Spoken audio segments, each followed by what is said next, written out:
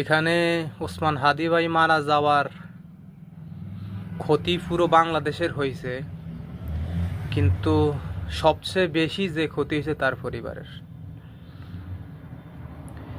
হাদি ভাইয়ের 10 মাসের সন্তানের কথা মুখে আনার পরে উনি যখন অশ্রুছিদ্র হয়ে যায়, কান্না ভেঙে পড়ে, তখন বোঝা যায়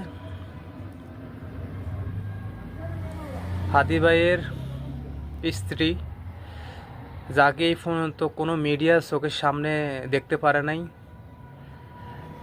যার জন্য হাদি ভাই নিজের হাতে সবজি কাটতেন।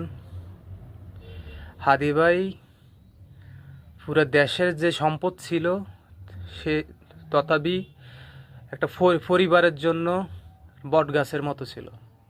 হাদি ভাই ছিলেন এই দেশপ্রেমী হাদি ভাই।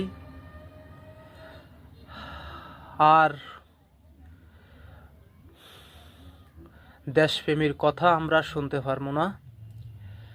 আমরা ওই বিদ্রোহী কণ্ঠ আর শুনতে পারবো না। আধিপত্যবাদের বিরুদ্ধে দৃঢ়প্রত্যয়ভাবে শক্তভাবে কথা বলার ওই কণ্ঠস্বর আমরা শুনতে পারবো না। ভারতীয় আগ্রাসনের বিরুদ্ধে আমরা আর কোনো কথা শুনতে পারবো না। ফ্যাসিবাদের বিরুদ্ধে আমরা কোনো কথা শুনতে পারবো না।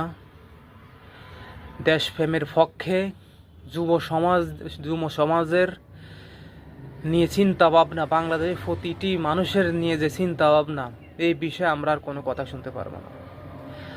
হাদি ভাইয়ের মতো মানুষ হয়তো এই দুনিয়াতে হয়তো আবার আসবেন, কিন্তু হাদি ভাই আসবেন না। হাদি ভাই একজনই, হাদি একজনই, ওসমান হাদি একজনই। যাক, অনেকে বলে না যে ভালো মানুষ চিরদিন থাকে না, এটা তার প্রমাণ। হাদি ভাইদের মতো মানুষও আল্লাহ এইসব খারাপ মানুষের মধ্যে আর টিকে থাকে নাই। এসব জালেম জুলুম অত্যাচার ঘুষখোর দুর্নীতিবাজের মধ্যে উনি ছিলেন না। উনি তেলবাজ ছিলেন না, উনি ভালো ছিলেন, এই জন্য আল্লাহ নিয়ে গেছেন। আল্লাহ ভালো মানুষকে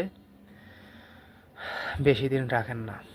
আল্লাহ ওনাকে জান্নাতুল ফেরদাউস নসিব করুন, আমিন।